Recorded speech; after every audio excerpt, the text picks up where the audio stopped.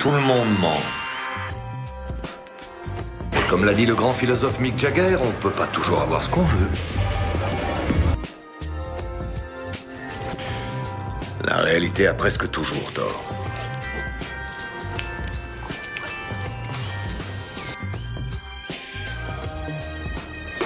J'ai une théorie sur ce qui fait qu'on est un bon garçon. C'est pas à cause de certains impératifs moraux, non. On devient un bon garçon parce qu'on vous a instillé la peur de Dieu. L'Église catholique est spécialisée dans ce genre de dressage qui fait que les bons garçons vivent dans la crainte du châtiment divin et font ce que leur père leur dit. Pourquoi toujours ce côté acerbe et mordant?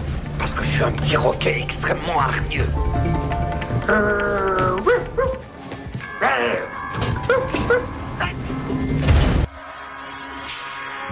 S'il y a bien une constante fondamentale chez l'homme, c'est son art du mensonge. Et ce qui varie après, c'est le pourquoi. Quand on annonce à quelqu'un qu'il va mourir, ce qui est extraordinaire, c'est qu'il se focalise sur ses priorités. Et c'est là qu'on apprend ce qui compte le plus pour lui. Au nom de quoi il est prêt à mentir? Au nom de quoi il est prêt à mourir? Je croyais que tout le monde mentait. Moi le premier. C'est l'une des grandes tragédies de la vie. Les choses finissent toujours par changer.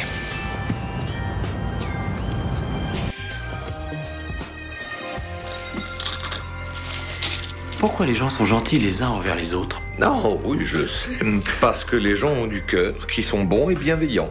C'est soit ça ou parce qu'ils ont la trouille. Si je suis méchant avec toi, tu seras méchant avec moi. Destruction mutuelle assurée. Ouais, t'as pas tort. Il y a un impératif lié à l'évolution, au fait qu'on se fasse du souci pour notre famille et nos amis. Et un impératif du même type au fait qu'on n'en ait strictement rien à foutre des autres. Si on aimait tout le monde sans discrimination, on pourrait pas fonctionner. C'est pas facile, mais c'est simple.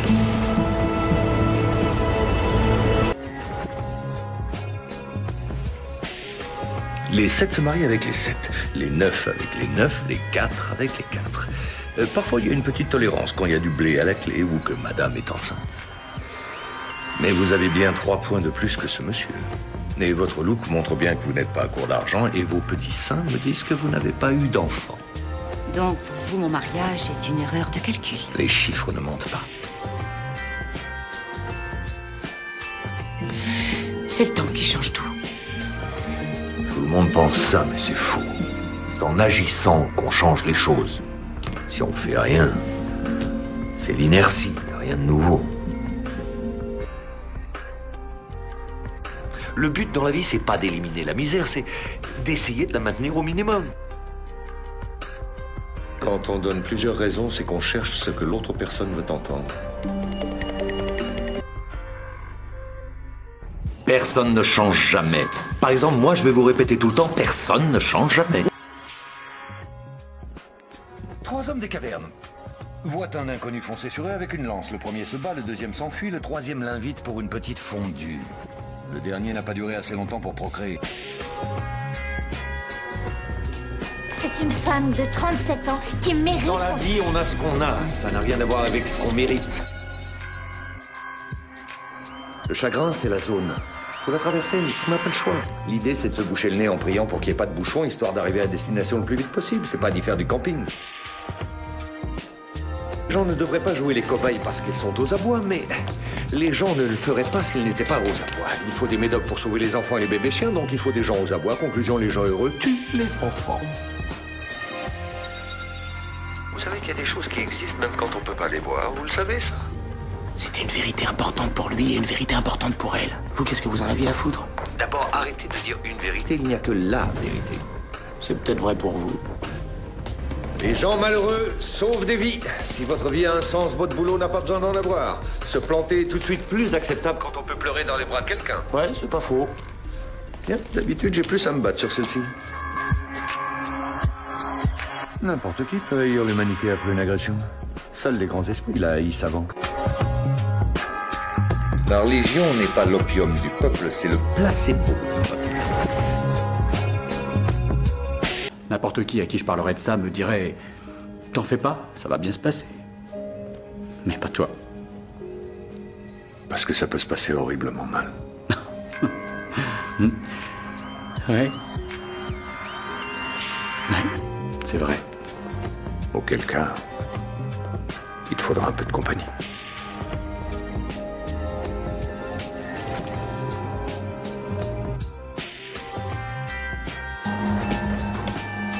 Tu essaies de lui prouver qu'elle ne va pas mourir. Ça serait bêta, ça lui arrivera bien un jour. Cette femme a perdu un enfant. Pourquoi critiquer ses convictions si elle en tire un peu de réconfort? Ça m'intéresse pas que ses superstitions lui fassent du bien. Ce que je veux, c'est qu'elle raisonne juste. Comme ça, elle sera aussi heureuse que toi. S'il pensait comme moi, il aurait dû savoir que souffrir dans la vie, c'est quand même moins nul que de se tuer. Les gens ne changent après un trauma que s'ils voulaient déjà changer avant le trauma. Ou alors c'est qu'ils ont trop regardé les émissions psy à la télé. Je n'ai jamais eu l'intention de le plaquer. On est bien d'accord. Vous voulez que lui vous plaque. C'est totalement différent. Beaucoup moins de culpabilité. Je n'ai pas envie que mon appart brûle, mais j'ai pris une assurance. Le patient s'est fait larguer par sa copine et veut nous quitter.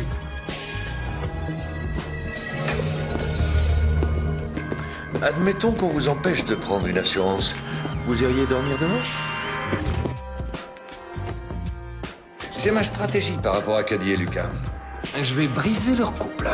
Ça m'aurait étonné. Oh, ça me fait un but dans l'existence, une mission, une raison d'être. Une raison d'être nombriliste, malveillante et puérile, tu veux dire? Oh, j'y vois des vertus plus bénéfiques. Il y a deux issues possibles à leur petite histoire. Soit ils se séparent, soit ils restent ensemble à vie. Si ça doit péter, plus vite ça arrivera, mieux ce sera pour tout le monde. Si ça tient, mon action aura été vaine. En fait, s'ils surmontent l'épreuve, ça devrait même renforcer leur union. Ta capacité à mettre ton narcissisme au service des autres est magistrale. Un problème différé est un problème refusé. Un pas après l'autre.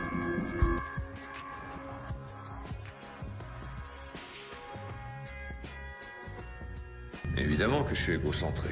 On l'est tous. On vit au monde comme ça. La différence avec vous, c'est qu'en plus, on a une conscience. Ce qui a l'air de vous réjouir tout particulièrement. Oh, je dis pas que ce soit une bonne chose, mais c'est humain. Oui, mais si notre conscience n'est qu'un instinct animal, rien ne nous oblige à la suivre, n'est-ce pas? Il me semble que vous l'avez compris. C'est pour cette raison que vous venez me parler. C'est pas un concours de beauté. La vie est un concours de beauté. Quand les filles rêvent d'un prince charmant, c'est vous qu'elles voient. Faut pas exagérer. Je suis quand même pas si beau que ça. Oh, je vous assure que si. Et je confirme, oui. Donc, vous attribuez toutes les relations amoureuses que j'ai eues à ma supposée belle gueule. Pas toute la relation, le début seulement. Ouais, le reste, c'est vos C'est cheveux. n'importe